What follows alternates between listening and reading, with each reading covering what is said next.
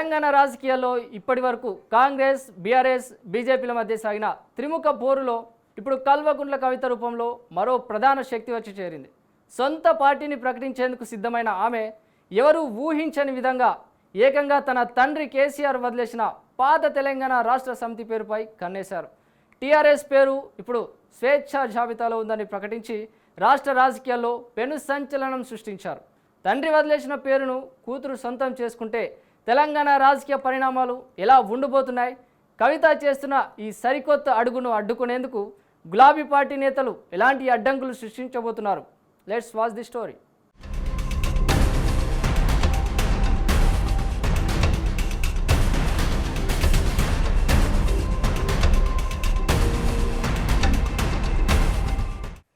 తెలంగాణ రాష్ట్ర ఆవిర్భావం నుంచి నేటి వరకు రాజకీయాలన్నీ ప్రధానంగా కాంగ్రెస్, బీఆర్ఎస్, బీజేపీ చుట్టూనే తిరుగుతున్నాయి. అయితే ఈ సమీకరణాలను సమూలంగా మార్చేస్తూ కల్వకుంట్ల కవిత తనదైన శైలిలో రాజకీయ రంగంలోకి ఒక సరికొత్త ప్రత్యామ్నాయ శక్తిగా దూసుకొస్తున్నారు. భారత రాష్ట్ర సమితితో తీవ్ర విభేదాలు తలెత్తిన తర్వాత ఆ పార్టీ నుంచి బయటకొచ్చిన ఆమె తన సొంత రాజకీయ ప్రయాణాన్ని బలోపేతం చేసుకునే దిశగా అడుగులు వేశారు. ఇందులో భాగంగా క్షేత్రస్థాయిలో ప్రజలతో మమేకమయ్యేందుకు ఆమె అనేక రకాలైన వ్యూహాత్మక కార్యక్రమాలను చేపట్టారు. ఆ కార్యక్రమాలన్నీ దాదాపుగా విజయవంతం కావడంతో ఆమెలో ఆత్మవిశ్వాసం రెట్టింపైంది. ముఖ్యంగా రాష్ట్రంలోని యువతను, విద్యార్థులను లక్ష్యంగా చేసుకుని కవిత చేపట్టిన వరుస కార్యక్రమాలు ఆమెకు రాజకీయంగా భారీ మైలేజ్ ఇచ్చాయి. యువత నుంచి వస్తున్న విశేష స్పందన, మద్దతు వల్లే ఆమె ఇప్పుడు పూర్తిస్థాయి రాజకీయ పార్టీ పెట్టడానికి నిర్ణయించుకుని అన్ని ఏర్పాట్లను ముమ్మరం చేశారు. ఒక స్పష్టమైన లక్ష్యంతో ఆమె తన సొంత క్యాడర్ను నిర్మించుకుంటున్నారు.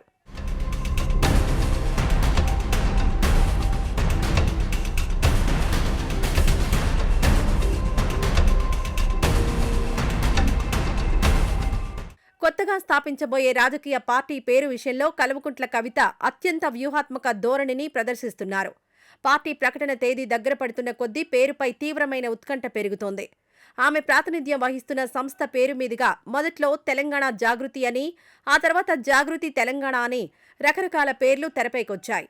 ఈ పేర్ల చుట్టూ మీడియాలో, రాజకీయ వర్గాల్లో విస్తృతమైన ప్రచారం జరిగినప్పటికీ కవిత మాత్రం ఉద్దేశపూర్వకంగానే ఎటువంటి క్లారిటీ ఇవ్వకుండా సస్పెన్స్ మెయింటైన్ చేస్తూ వచ్చారు. ఈ వ్యూహాత్మక మౌనం వెనుక ఒక భారీ రాజకీయ ఎత్తుగడ దాగి ఉందని ఇప్పుడు స్పష్టమవుతోంది. కేవలం ఒక సామాజిక సంస్థ పేరుతో కాకుండా తెలంగాణ ప్రజలందరినీ భావోద్వేగంగా కనెక్ట్ చేసే ఒక బలమైన పేరు కోసం ఆమె సుదీర్ఘంగా అన్వేషించారు. తెలంగాణ సెంటిమెంట్ను తిరిగి రగిలించేలా ప్రతి పల్లెకు సుపరిచితమైన పేరునెంచుకోవాలని ఆమె తన కోర్ టీంతో ఎప్పటికప్పుడు సుదీర్ఘ సమీక్షలు నిర్వహించి ఒక పక్కా నిర్ణయానికొచ్చినట్లు తెలుస్తోంది.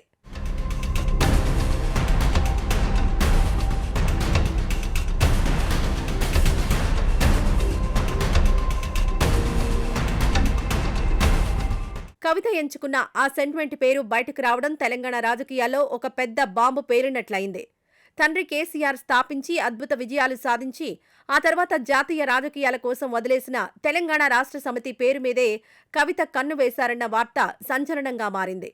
ఈ విషయాన్ని స్వయంగా కల్వకుంట్ల కవిత పరోక్షంగా బయటపెట్టడం గమనార్హం. ఇటీవల ఏర్పాటు చేసిన విలేకరుల సమావేశంలో ఆమె చాలా ఆసక్తికరమైన విషయాలను పంచుకున్నారు. ఎన్నికల సంఘం నిబంధనల ప్రకారం తెలంగాణ రాష్ట్ర సమితి పేరు ఇప్పుడు స్వేచ్ఛా జాబితాలోకొచ్చిందని ఆమె కుండబద్దలు కొట్టారు. ఆ పేరును చట్టబద్ధంగా ఎవరైనా వాడుకునే అవకాశం ఉందని కవిత స్పష్టం చేశారు. కేసీఆర్ టీఆర్ఎస్ను బీఆర్ఎస్గా మార్చిన తర్వాత ఆ పాత పేరును మళ్లీ సొంతం చేసుకునే హక్కు ఎవరికైనా ఉంటుందని ఆమె చట్టపరమైన అంశాలను విశ్లేషించారు. దీంతో పాత టీఆర్ఎస్ వారసత్వాన్ని, ఆ పేరుకున్న సెంటిమెంట్ను తాను పూర్తి స్థాయిలో ఓన్ చేసుకోబోతున్నట్లు ఆమె పక్కా క్లారిటీ ఇచ్చారు.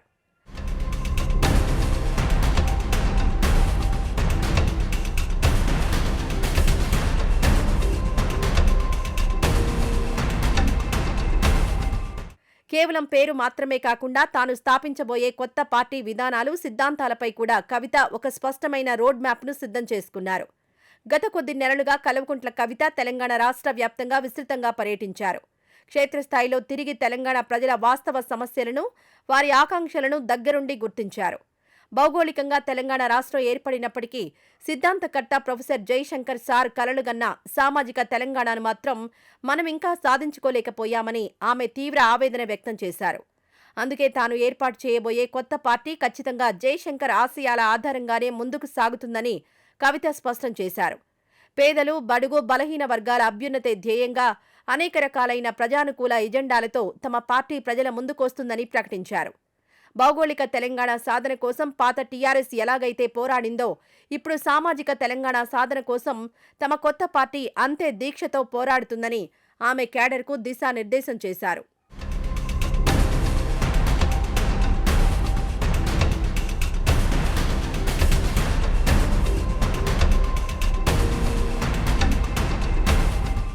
తన కొత్త పార్టీ ఆశయాలను వివరిస్తున్న క్రమంలో కవిత తన తండ్రి కేసీఆర్ పరిపాలనపై పరోక్షంగా తీవ్ర విమర్శలు గుప్పించారు. గతంలో భారత రాష్ట్ర సమితి 10 ఏళ్ల పాటు అధికారంలో ఉన్నప్పటికీ కూడా క్షేత్రస్థాయిలో అనేక ప్రధాన సమస్యలు పరిష్కారానికి నోచుకోలేదని ఆమె స్పష్టం చేశారు. ఉద్యమ సమయంలో ప్రజలకిచ్చిన అనేక కీలకమైన హామీలు పూర్తిగా అమలు కాలేదని ఆమె అంగీకరించారు. గత ప్రభుత్వ హయాంలో కేవలం కొన్ని విషయాలలో మాత్రమే సానుకూల ఫలితాలొచ్చాయని, చాలా వర్గాలకు న్యాయం జరగలేదని కవిత కుండబద్దలు కొట్టారు. తండ్రి పాలనపై ఆమె చేసిన ఈ స్వయం విమర్శలు రాజకీయంగా పెను దుమారం రేపుతున్నాయి. ఒకవైపు తండ్రి పాలనలోని లోపాలను ఎత్తిచూపుతూనే మరోవైపు ఆయన స్థాపించిన తెలంగాణ రాష్ట్ర సమితి పేరును వాడేందుకు సిద్ధమవ్వడం గులాబీ పార్టీ నాయకులకు ఏమాత్రం మింగుడు పడ్డం లేదు. కవితకు టీఆర్ఎస్ పేరు దక్కకుండా వారు ఎన్నికల సంఘం వద్ద న్యాయపరమైన, రాజకీయపరమైన అడ్డంకులు సృష్టించేందుకు వ్యూహాలు రచిస్తున్నట్లు సమాచారం. ఈ టీఆర్ఎస్ పేరు పంచాయితీ తెలంగాణ రాజకీయాల్లో రాబోయే రోజుల్లో ఎలాంటి సంచలనాలకు దారితీస్తుందో కాలమే సమాధానం చెప్పాలి.